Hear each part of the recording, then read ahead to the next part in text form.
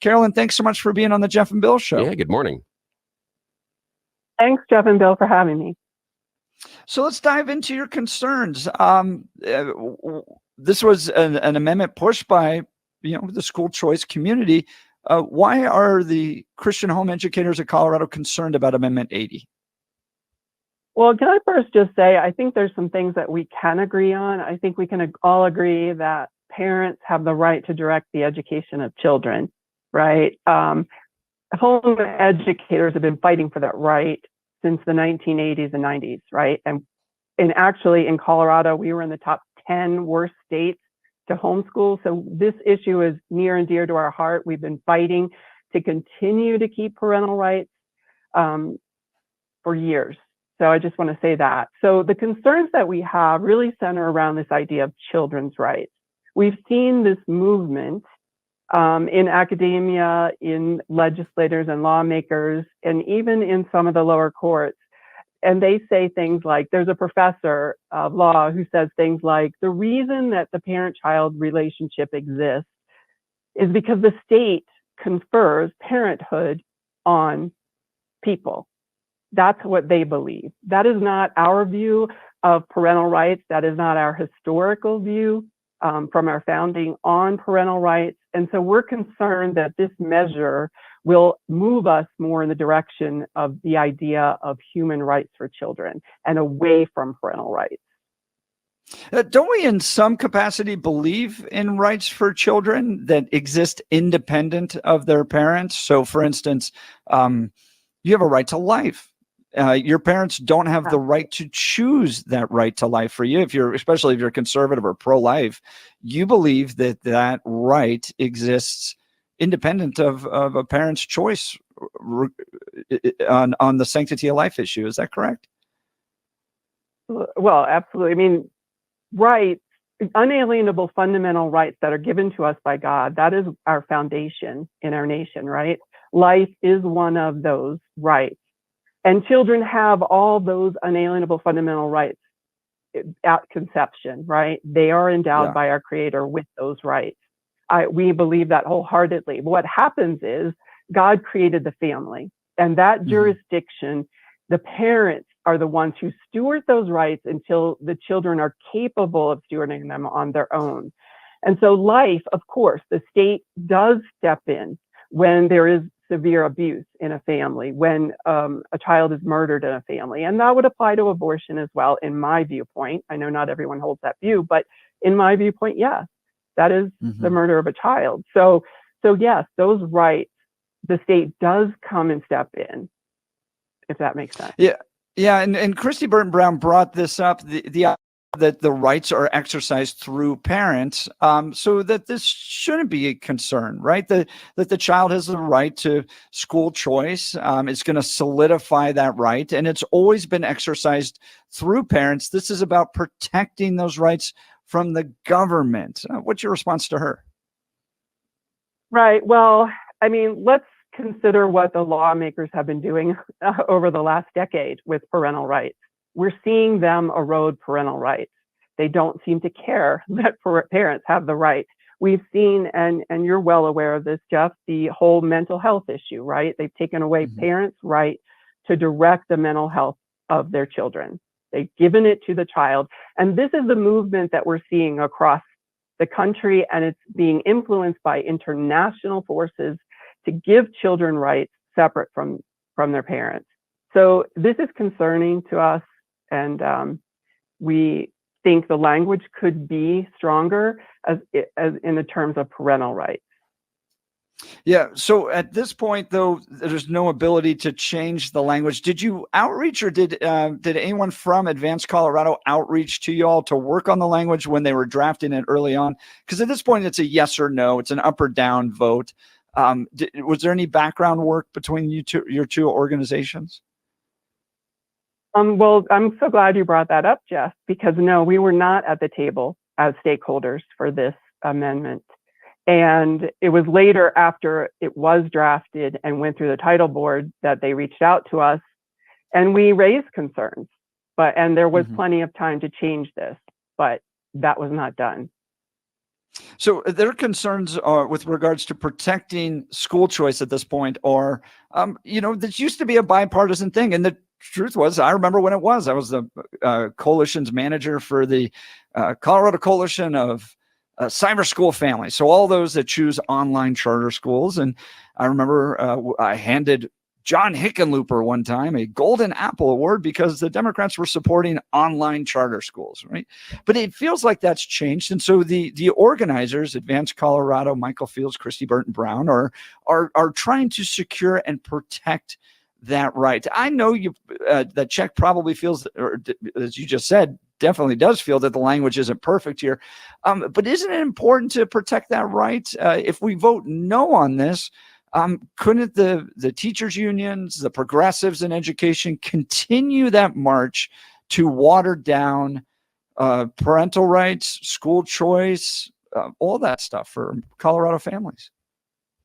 Yeah, so if we give the right to a child for school choice, does that really mean that we now are going to stop that charter bill from passing? That the government doesn't have a role to play in managing and controlling every choice that's listed on there? I think that's part of our concern as well, that the government now has a role to play in determining if this choice is actually producing a quality education, right? So yeah, and Christy's response was they already have that ability. The state legislature, this upcoming legislature, could already define a quality education and start to go down that road. This would solidify the notion of school choice.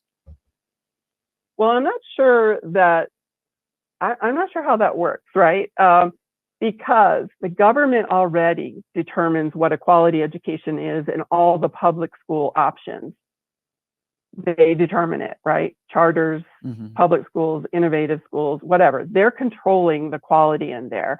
As far as private education, there is very little that they do intercede into private schools, and home education even less. So I don't see this providing us more freedom. I see this as them wanting to get their hands in there, because if there's a problem between what the parent thinks and the child thinks, the state then needs to be the arbiter of that, right? So that's where we're seeing problems. And when we look at the trend of giving children rights, and the state is the one that really controls them, I'm not so sure that this amendment is going to bolster parental rights for us. That's our main concern. Talking with Carolyn Martin, she's Director of Government Relations for the Christian Home Educators of Colorado. They've staked out a position against Amendment 80. School choice advocates are supporting Amendment 80. So that's why we're having the conversation, because sometimes politics makes for unique bedfellows. The teachers unions spending $3.6 million in effort to defeat this are now able to claim that the Christian Home Educators of Colorado are on their side. And there was a recent opinion piece in Colorado Politics about this, specifically naming CHEC. And as I mentioned, politics sometimes makes for strange bedfellows. Help us understand. I mean, CHEC has taken not only just kind of a no opinion onto this, but a very vocally opposed position on this. Some other parental rights organizations are just kind of staying out of it. Why is it so important to CHEC to defeat Amendment 80 and to stand with groups that they traditionally have been opposed to, like teachers unions? Oh, absolutely. Yeah. I am not for the teachers unions, that's for sure. And I don't think that we're actually standing with them. What we're standing for are parental rights. And we're saying that this is dangerous as far as child rights. I can tell you that the teachers unions that's not their issue here. We are not looking at this in the same way that they are. We're looking at it from a different lens. So I wouldn't consider that we're actually standing with them on this issue, although we do come out opposed to it, if that makes sense. I appreciate that clarification. Go ahead, please. I have worked with the teachers union on it does make odd bedfellows on a bill to give more independence to children, because the state tries to come in and stop children from doing child things.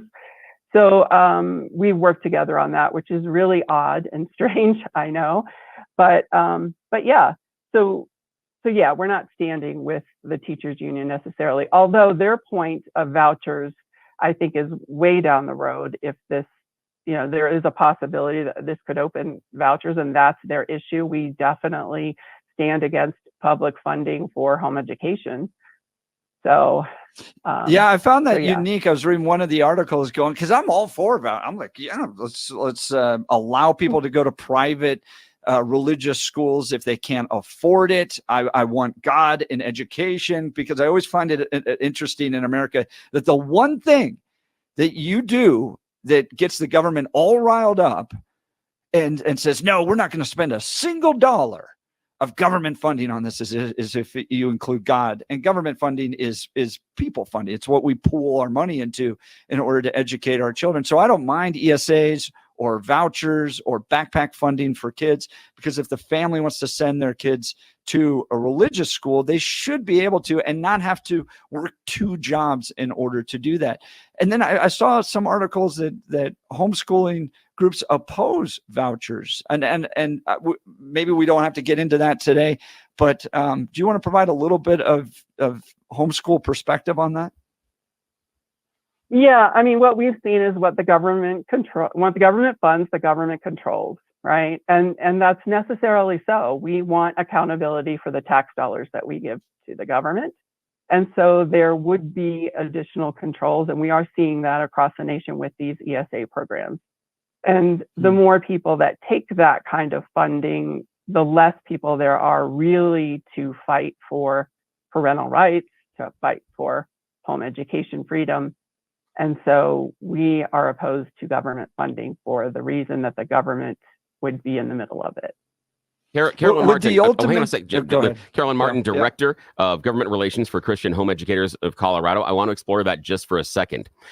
Elaborate what you mean by the idea that once the schools, regardless if they're private schools or homeschooling or charter schools, start taking government funding, they then are beholden to government restrictions and regulations. Just outline that. I agree with you. And I think that is one of the dangers in this, that is kind of being papered over the top. Explain to us what you mean by that once this government funding is focused in that direction, how the government then has constraints on what those schools are doing, please. Well, I mean, this kind of goes back to that idea of a quality education. They're going to want to figure out what education you're providing. They will dictate exactly what you should be teaching, following the state standards, which actually a lot of us conservatives have been fighting against the state standards and what they're trying to put in the state standards. Most homeschoolers don't teach to the Common Core, that kind of thing. Mm-hmm. So that would be the kind of controls they would put. We're seeing ideas about home visits, background checks, gun safety in the home, all kinds of things that the government feels they need to get in the middle of to have safe environment for homeschool children, which is not under their jurisdiction. It's under the jurisdiction of the family. Yeah, I definitely understand those concerns. So then I'm just raising this because I've never had this conversation with homeschool groups about it. So I'm intrigued, because a big push in the school choice movement right now, primarily by conservatives, is the idea of ESAs. So then is the belief then that we just shouldn't spend tax dollars on education? We just we remove that property tax burden from people, and if they don't have to pay the property taxes generally for education, then they can use that money for their own choices, private, homeschool, but we would essentially get rid of government funding for education entirely. Well, that's definitely a solution that we should explore, I would say. Mm-hmm. But I think we definitely need to decrease people's tax burden for education. We're not seeing the success that they're claiming that they're having in education, and they continue to pile on more requirements. I don't know if you've seen, I don't know what the statistics are, but the administrative element to education has grown exponentially over the last few decades. And so Sure. real teaching is not necessarily happening in the classroom. And we're all paying for that, right? We're paying for that extra burden that is being put on. So I think there are ways to trim that, but ultimately that's a solution, doing away with public funded education. That's definitely a solution worth exploring in the future. And that's why this Amendment 80 position is so interesting, because you have the government funded teachers unions and the CEA and all that stuff. And then Christian Home Educators of Colorado also raising questions and being opposed to Amendment 80. Carolyn Martin, Director of Government Relations for the Christian Home Educators of Colorado. Thanks so much for taking time to be on the Jeff and Bill Show, explaining your position.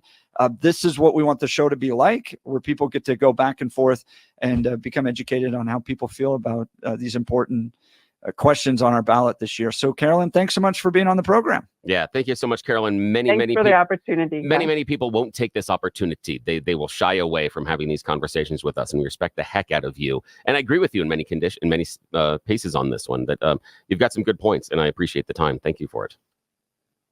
Thank you. Thank you so much. Jeff and Bill, weekday mornings from 6 to 10 on News Talk 710, KNUS.